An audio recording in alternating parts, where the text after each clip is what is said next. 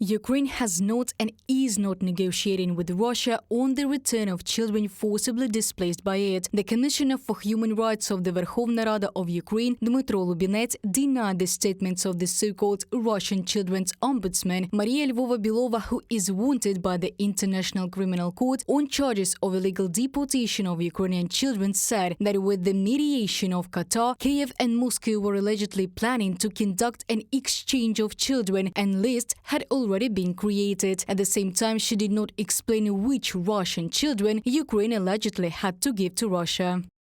I am actually in Qatar right now, and our negotiations ended an hour ago, but Ukraine is negotiating with Qatar. It was through the mediation of Qatar that we returned and continue to return Ukrainian children. There is also a group of returnee kids in Qatar today, and Qatar has launched its first psychological rehabilitation program for children. I would like to know that Ukraine continues to look for new tools for the return of Ukrainian kids, but we are doing this through the mediation of our partners. Dmytro Lubinets, Commissioner for Human Rights of the Verkhovna Rada of Ukraine, on the air of the national telethon. The algorithm for the return of Ukrainian children has been worked out, says Lubinets, but it needs to be scaled up. Kyiv knows the names of at least 19,500 kids illegally deported by Russia, but so far less than 500 have been returned. Moscow is hiding information. It has never handed over lists of abducted kids to Ukraine. Russia placed the children in orphanages and boarding schools in remote areas of the Federation and even on the territory of Belarus and placed them in foster families. They change their names, surnames, and even the date and place of birth. They take away their Ukrainian documents and give them Russian ones.